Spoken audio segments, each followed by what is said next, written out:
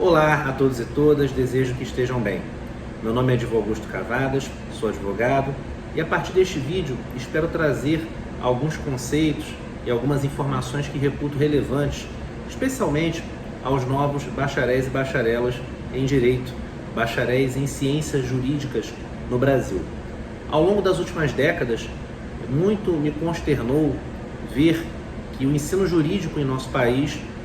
apresenta um elevado grau de superficialidade. Eu posso usar essa palavra talvez como um grande eufemismo para o que venho verificando, o que venho observando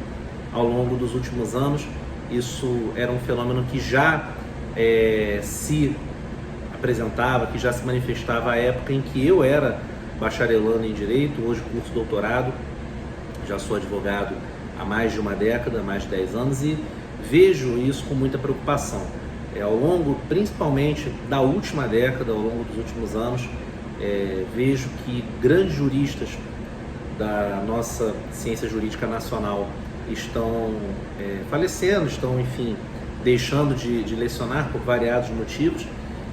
deixando de escrever, de atualizar suas obras, e, ao mesmo tempo, há uma grande profusão de obras de caráter manualesco,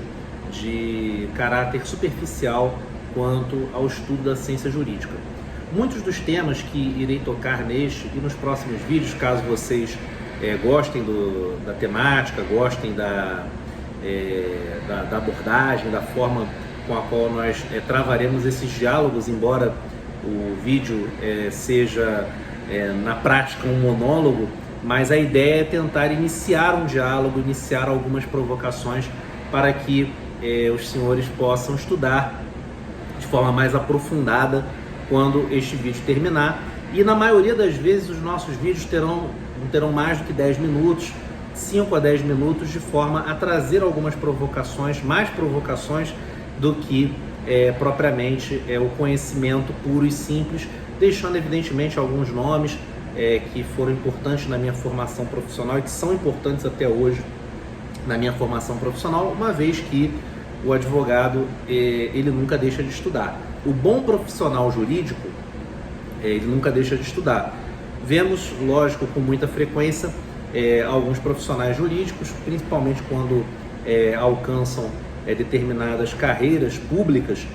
no âmbito do direito, deixarem de estudar ou estudarem de forma um pouco mais espaçada, né? E aí, em virtude disso, talvez tenha sido esse o encanto que tive pela advocacia, uma vez que de todas as carreiras jurídicas podemos caracterizar como a única em que a profissional deve estudar e deve atualizar-se o tempo todo, diuturnamente, uma vez mais considerando a grande alteração, a grande dinâmica pela qual a jurisprudência no Brasil passa, e a própria doutrina, ainda que numa quadra evolutiva um pouco mais lenta. Então, a proposta desse e dos próximos vídeos é justamente o de apresentar um aporte teórico sobre determinados temas que são muito polêmicos na ciência do direito e que, por diversas vezes, acabam tangenciando algumas especializações, considerando que você que está me assistindo pensa talvez em se especializar numa ou em poucas áreas da ciência jurídica. Lógico que o bacharel, a bacharela, ela muitas das vezes tem um conhecimento amplo, ou deveria ter um conhecimento amplo, mas a ideia é justamente de, após a formatura, especializar-se em tal ou qual ramo da ciência jurídica. No meu caso particular, eu, ao longo dos anos, me especializei de forma um pouco mais evidente no direito de empresa, direito empresarial, e no direito público. Tanto que, ao longo de 5 anos, lecionei direito penal, que é uma área taxonomicamente ligada ao direito público. Entenderemos talvez em vídeos futuros o que é a taxonomia ou taxonomia. Lecionei direito penal ao longo de 5 anos em universidade pública no Brasil. E muitos dos meus alunos me buscaram após eu me retirar da vida acadêmica mais ativa, né, de sala de aula, de bancada, de tablado, muitos dos meus alunos me buscaram para perguntar: e aí, professor, quando que o senhor vai gravar vídeos, ou quando que poderíamos ter novamente o contato com o senhor? A ideia justamente dos próximos vídeos é trazer um pouco desse aporte teórico, tanto aos meus alunos que tiveram a oportunidade de ter aulas presenciais comigo, no período em que fui professor universitário, de forma mais efusiva na graduação, quanto dos futuros alunos que eventualmente estejam assistindo esse vídeo. A ideia é justamente trazer conceitos que fujam do lugar comum, que fujam do senso comum, daquilo que normalmente se estuda em sala de aula.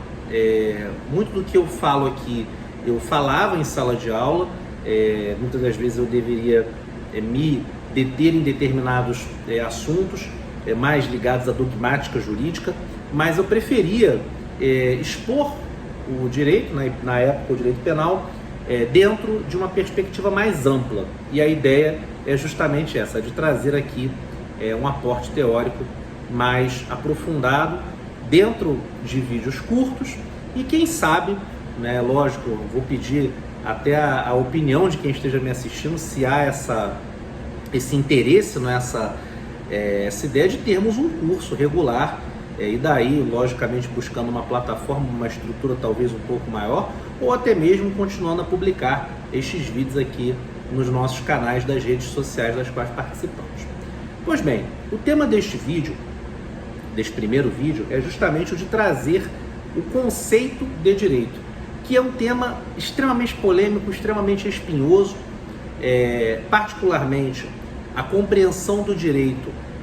ela não apresenta um conceito fechado do que seria a ciência jurídica ou o direito. Até mesmo essa expressão que estou aqui usando, ciência jurídica, já traz uma das definições, um dos conceitos do que seria o direito. Então, iremos assumir que o direito equivale à ciência jurídica, aquilo que os juristas europeus, no direito comparado europeu, chamam de jurisprudência. Sim, aqui no Brasil nós temos um conceito de jurisprudência, que é o conjunto de decisões judiciais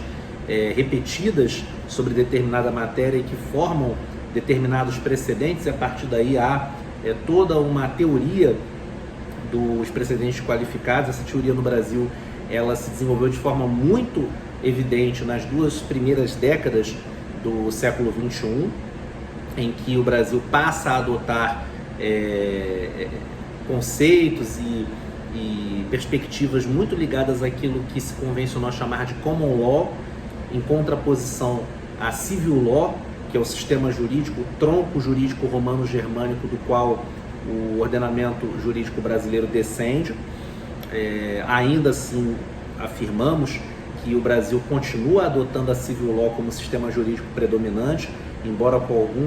algumas nuances, alguns conceitos mais próprios da common law, do tronco jurídico anglo-saxônico.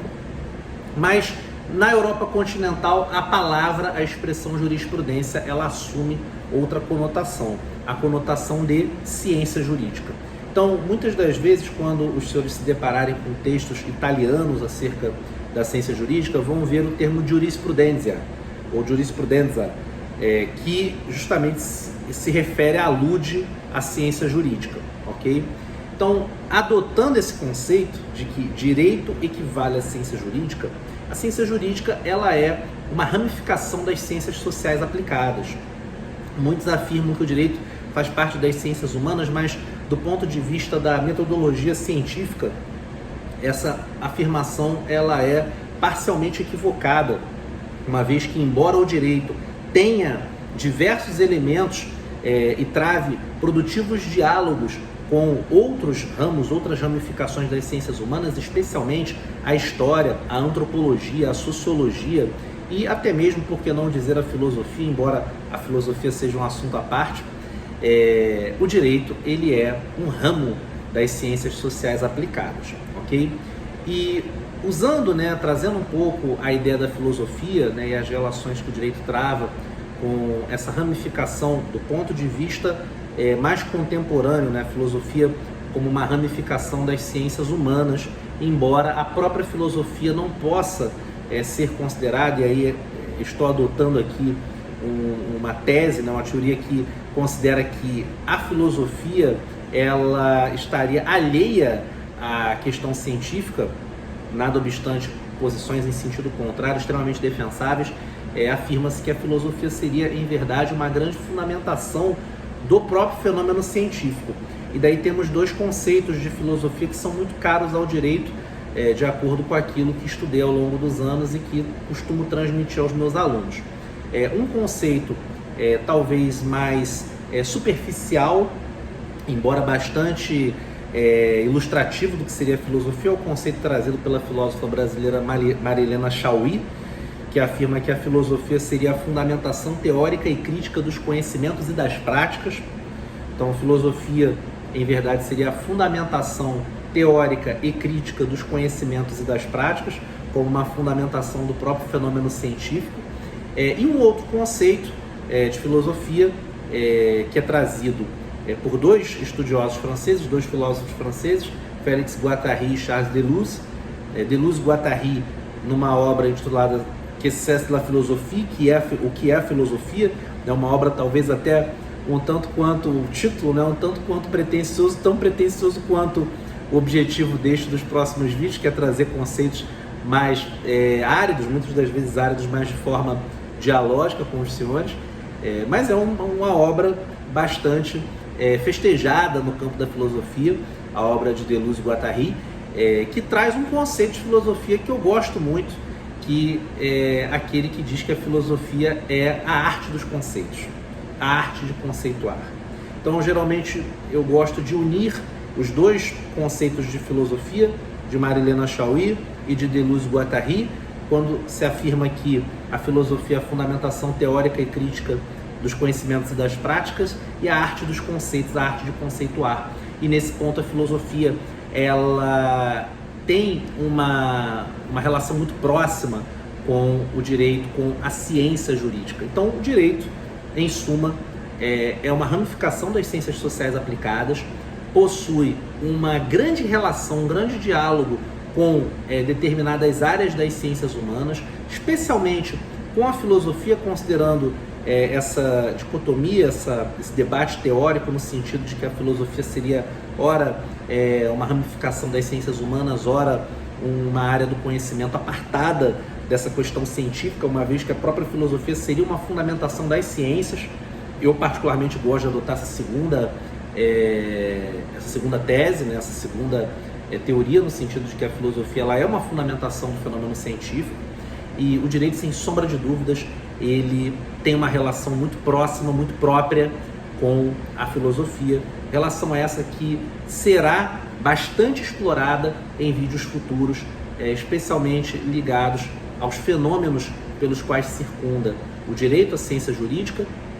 e tentando, logicamente, trazer, ilustrar essas questões mais espinhosas, essas questões mais ligadas àquilo que se convencionou chamar de teoria geral do direito, ou mesmo metodologia jurídica, o que não se confunde com metodologia metodologia científica, metodologia das ciências. A metodologia jurídica ela é uma área da teoria geral do direito, tem uma relação muito próxima com a teoria geral do direito, e serão certamente conceitos que iremos explorar em vídeos futuros, dentro das premissas que nós apresentamos no início desta primeira aula, de que a ideia é justamente trazer um repertório teórico mais aprofundado, um repertório intelectual de maior erudição jurídica a você, caro aluno, cara aluna, estudante de direito ou bacharel ou bacharela em direito, que talvez ao longo da sua faculdade, ao longo da sua formação inicial na ciência jurídica, eu gosto de usar a expressão no singular, alguns usam ciências jurídicas. A ciência jurídica é uma só, As divisões, elas são divisões meramente didáticas, em direito constitucional, empresarial, tributário, administrativo, etc. São divisões didáticas. A ciência jurídica, o direito é uno. E são essas as premissas pelas quais iremos trabalhar os nossos próximos vídeos, as nossas próximas aulas. Diga o que você acha desse primeiro contato, se é que você está tendo pela primeira vez esse contato conosco. Coloque aqui nos comentários de onde